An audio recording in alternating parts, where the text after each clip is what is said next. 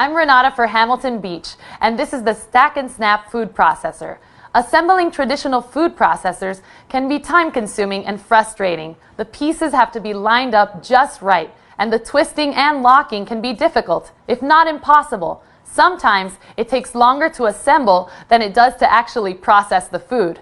That's what makes the Stack and Snap food processor so handy. It assembles in seconds without twisting or locking. The bowl and lid are specially designed to stack only one way for foolproof assembly, and the simple clips lock the lid in place for safe operation. A simple function guide shows you which blade to use and which button to press. The big mouth feed tube reduces the need to cut up ingredients beforehand, which saves even more time. With a sealed bowl, powerful 450-watt motor, a dishwasher-safe blade, discs, bowl, and lid, this food processor is smartly designed with convenience in mind. You'll be all set to mix, chop, slice, and shred with ease with the Stack and Snap food processor from Hamilton Beach. Now that's good thinking. Introducing the Breville Sous Chef, the all-in-one kitchen workhorse. The 5.5-inch super wide chute is about 3 times larger than standard food processors. The mini bowl sits inside the extra large 16-cup processing bowl. Whenever you use any of the discs, make sure the spindle is in the correct position. The adjustable slicer should always be in the storage position when not using it, and it'll conceal the blade. This is the first adjustable slicer to have the versatility of 24 thickness control settings. The 0 setting slices super fine at 0.33mm slices to a thick 8mm slice on 8.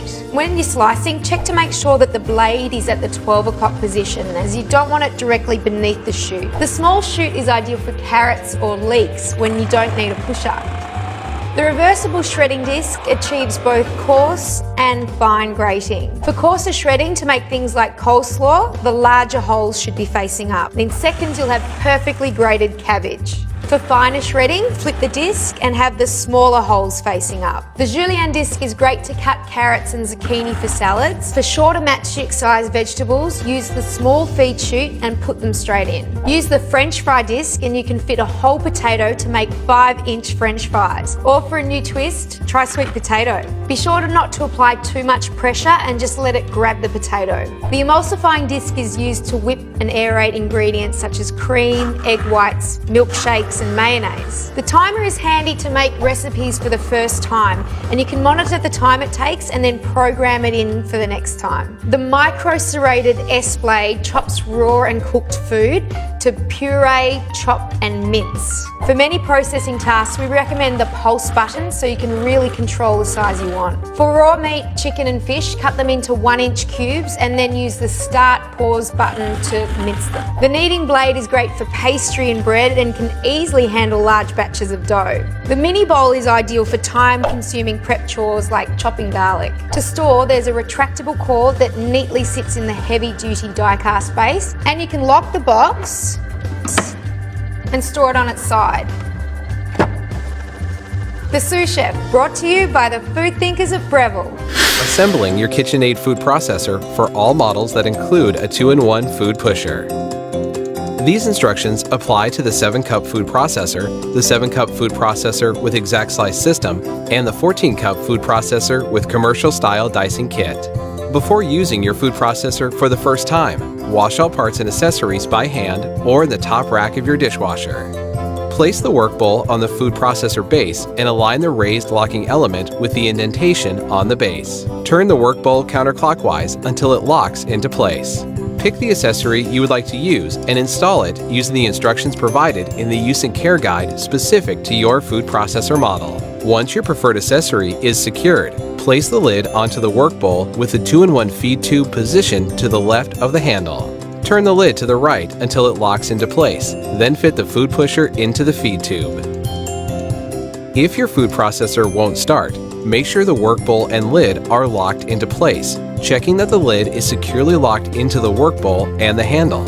Your food processor is now ready to create all your favorite dishes. Hi, I'm Mary Rogers, and this is the Cuisinart Classic Series 14-cup food processor. It's a very generous size, so you'll have plenty of room to be doing all your family entertaining, but it's still a nice small footprint, so you can use it for every day too. So you'll notice it's got a nice square base, and it has what we call paddles to operate. So here, this one, you press it down, it's on. This one is off. And if you press and hold this one down intermittently, it would be for pulsing. So, has a nice smooth finish. It's stainless steel on the outside. Has a lid that you remove by twisting and just pulling it off. It's really simple and easy to operate. This is your feed tube. And there's also a smaller feed tube inside, which I'm going to show you how to use a little bit later. And you can actually drop things in through the feed tube like garlic. We're going to do garlic and jalapeno. And you can actually have the machine running. And it's a very efficient way to chop up garlic and some other items. The other thing is that it's great if you want to add liquid very slowly. The small feed tube has a small hole in it, so if you want to make vinaigrette, you can just pour the oil directly into the small feed tube. Or if you're going to make mayonnaise where you want to slowly incorporate any kind of oil, it'll just drip through the feed tube directly into your bowl in a very consistent way so that you get a great finished mayonnaise or a vinaigrette. So let's look at some of the other items that come with your food processor. In the bowl already is your chopping blade. And we call this the S blade because it's shaped like a little bit like an S. And this is used for everything from chopping herbs and onions to pureeing, mixing, and also kneading doughs. And then the next thing is your stem. And the stem is attached to the bottom of your discs by lining up this arrow here with this one here. It's a little hard to see. And you just press this down and turn to lock it into place. And then what you would do is you hold your disc by the edges, and there's also a little icon up here. It's the same shape as the stem on the bottom, and if you line those two up, you can just slip it in really easily. So that's the shredding disc, and it's medium. We always recommend that you lay the disc down and then put on the stem accordingly. And to do any type of slicing and shredding, you would use the medium slicing disc, not shredding, slicing. And you do the same thing. You line the little arrows up. You press and turn to lock it into place. Always hold it by the edges. And once again, if you line the stem up, I'm not doing it very good, but this is the way it goes. You just slide it right into the work bowl. And then what you would do is you put your lid back on and you would slice and shred. So you could either use the pulse function to slice, or what you can do is you can turn it on. But as soon as you remove the feed tube, it'll stop. So that you would then add more ingredients, and we can do batch processing. So you would add, let's say, potatoes, slice, and then continue on. And then we're going to turn it off. So what we're going to do today, that's all of the parts that come with your food processor. And also you get a little spatula we help you with. What we're going to do now is we're going to put in the chopping blade. I'm going to show you how to make a guacamole very quickly and easily. So just put that in. And the first thing we're going to do is we're going to add our cilantro. I'm going to add most of it, not all of it. You're going to see how efficient this machine is at chopping up ingredients. So very quickly and easily. So I modified this recipe a little bit in comparison to how it's written in our instruction manual. Next, we're going to add our tomatoes, which were seeded, and the pulp the interior was taken out, the seeds. And we're going to pulse that until it's finely chopped.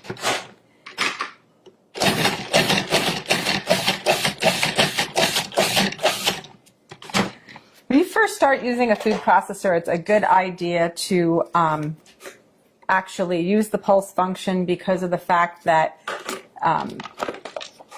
you just want to get used to using it. You also want to get used to the consistency, and it gives you much greater control. So I'm just going to reserve this. Sorry, this is like I'm going to reserve some of this so that when we put the guacamole together at the end, it'll still have some of the chunky tomato, but I'm not going to do all of it.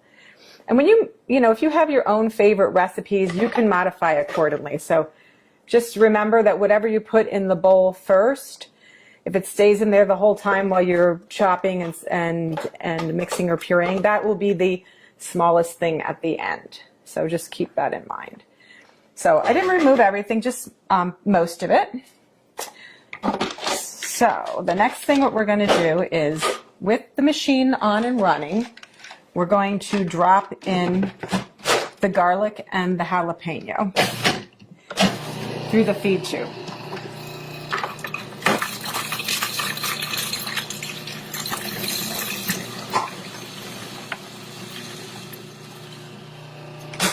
We're going to stop and just scrape down the bowl. And then we're going to move on and add our onions, our green onion. Whoops, sorry. So we have to add the green onion. Again, we're going to chop that until it's fine. And then we're going to add the majority of the rest of our ingredients. The first being our fresh avocados. So just do that by adding that like so. And the last of the ingredients, so of course lime juice. This helps keep your guacamole also very fresh looking and gives it lots of extra flavor. This is the salt, cumin, and then the last ingredient is the chili powder. Give it a little zip. So now what we're going to do is we're going to put the lid back on, and then we're going to pulse until it's really creamy.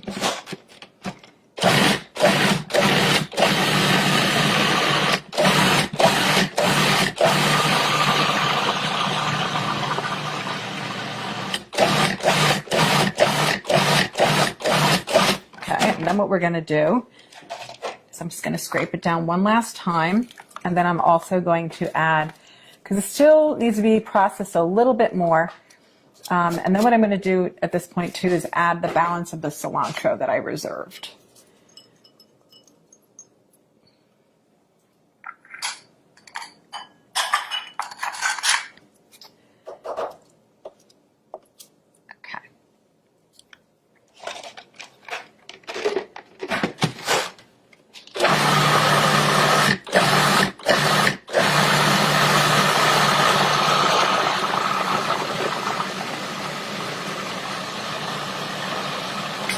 Okay, that looks like it's mixed really well because it's very creamy. I'll show you.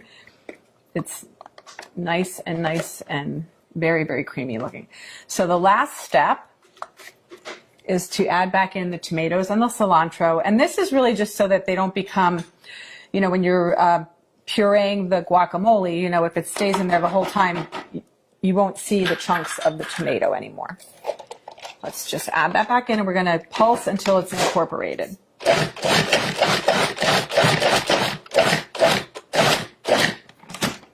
So that's that.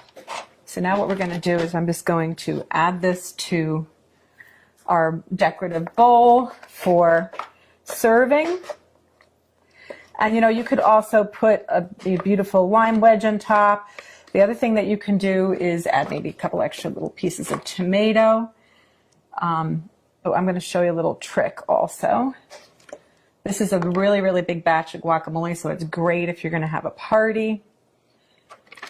But the other thing too to remember is if you are going to be making this and then serving it like later, it's a good idea to put a couple of the pits in with the guacamole in the meantime, because this actually helps it, along with the lime juice, from turning brown on you. So you want to just cover this up.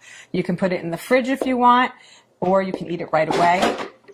The other thing I want to mention too is there's so many great things that you can use your food processor for, not just guacamole, but you can make pizza dough or pasta dough. You can also make cookies. You can make all kinds of things like chicken salads and vinaigrettes.